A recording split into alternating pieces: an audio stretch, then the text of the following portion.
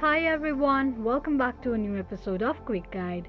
Today in this video, I'm going to show you how you can lock or hide your Google Keep notes. Keep watching the video till the end. To lock or hide your Google Keep notes, firstly open your Google Keep application.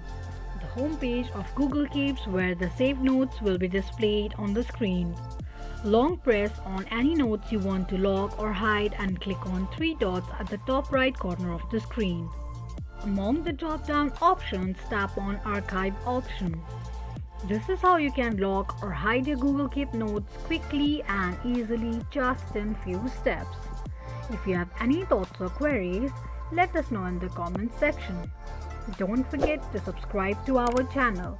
Also press the notification bell icon so that YouTube will notify you whenever we post a new video.